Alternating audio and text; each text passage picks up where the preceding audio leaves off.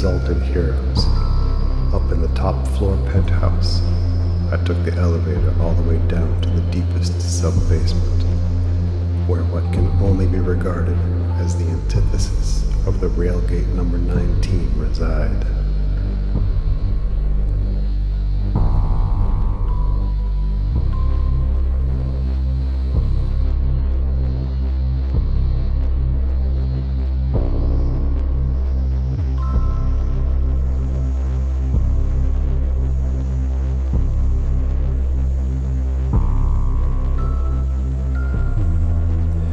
I had never been down here, not in person anyway.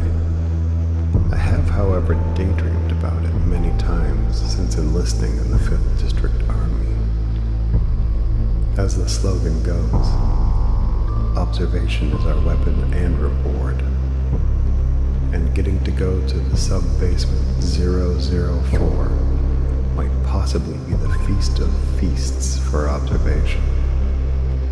From what I've been told, anyway.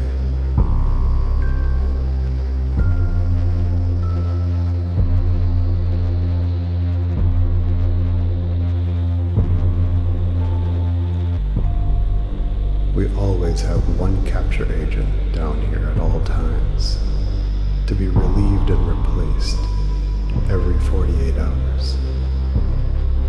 After getting consistently solid marks for the last 2 years, I finally got clearance to do a shift in 004.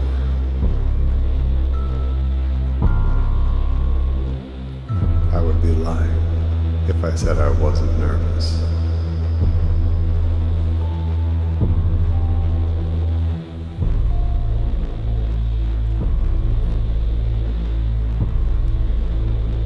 Immediately upon entering, I became disoriented. I wasn't sure which way I had just come from and which way I was supposed to go. Luckily, the people I found in front of me didn't seem to rest too heavily on ceremony as I walked deeper into the enormous space.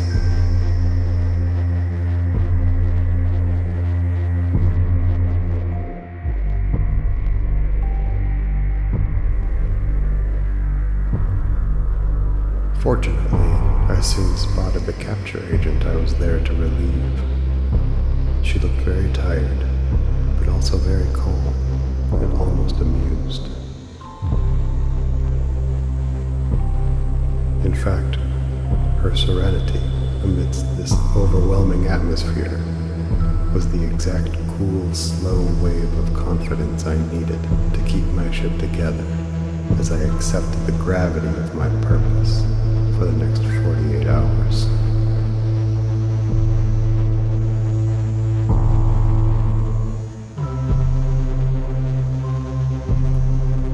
She smiled a little and nodded to me, then thumbed the frame trigger on her camera to ready it for another shot. It's only then I realized how good this particular capture agent was, which filled me with equal parts comfort and anxiety. You see, there are very few photos in existence from sub-basement 004.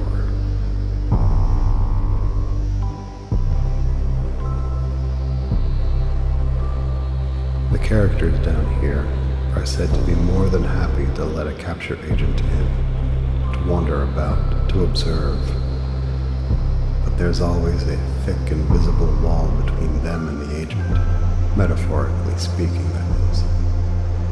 This is a confusing place, and they keep it that way through the control of perspective.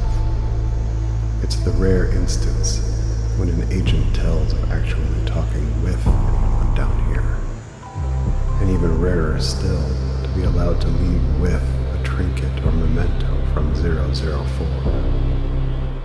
But a photograph, a moment caught forever in one's silent and unarguable perspective that controls itself by its very existence. Down here, that is a complement of glorious proportions.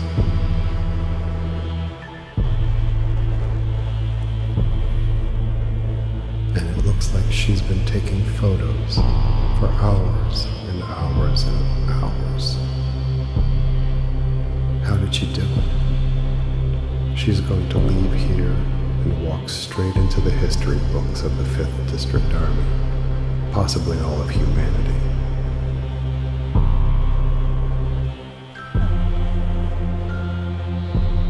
I am thankful I'm coming into this, as they're all buttered up and chilled out by this most amazing capture agent. But I'm also now terrified that there is no way I can hope to live up to her example, especially on my first time down here.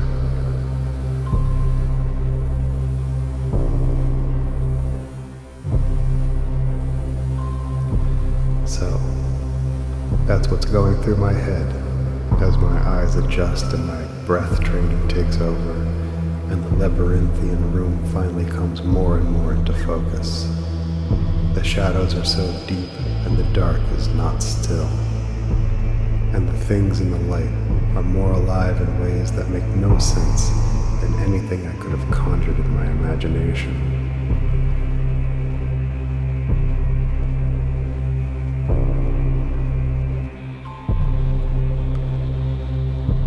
She leans toward me and says under her breath, "Relax. It's easier than you think. But it can also be much harder. Just be here."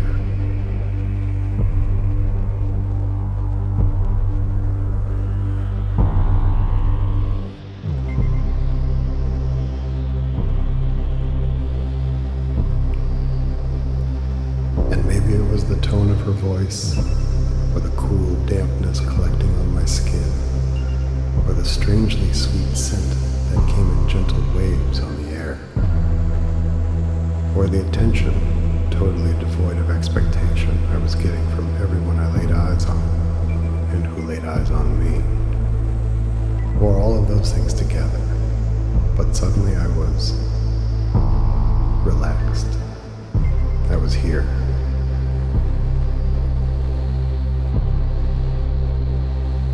I was just another absurd living thing in a microcosm of absurd living things.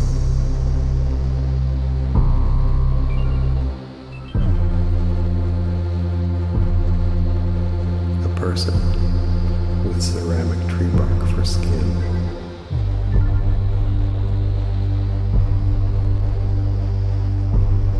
A person with confusingly complicated optical assistance, dressed very fine, bathing a fleshy, uprooted creature in need of a little help.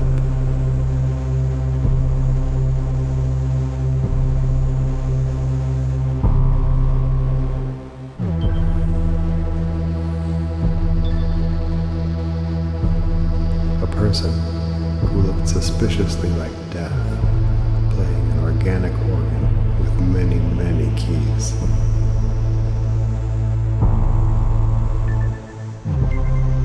The music itself seemed to echo first and venture farther from there, constantly teasing my ears with hints of a melody, but never delivering any clear evidence of one.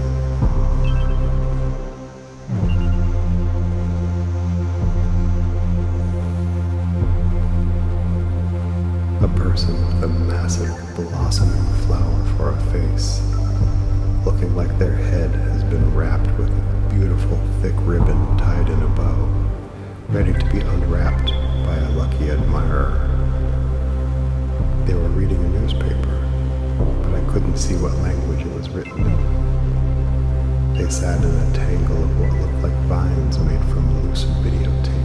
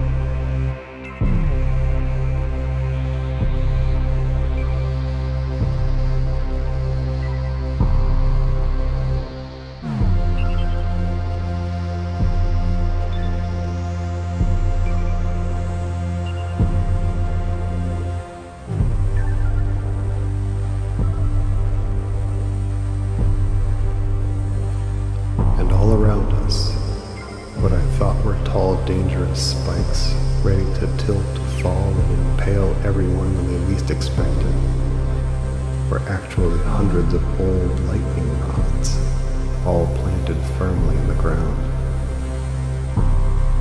For some reason, realizing they were lightning rods instead of mere spikes made me feel much more comfortable and almost protected from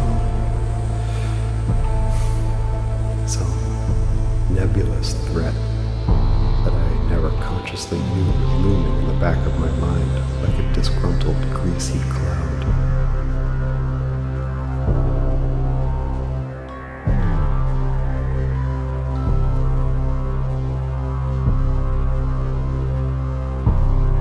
I was going to be all right, at least for the next 48 hours, I guess. I was even excited to see who else was here, waiting deeper in the thick darkness. And as I peered back there, I finally saw the small lights hanging from roots growing from the ceiling, ready to lead me into the depths to observe this strange place that didn't feel so strange after all.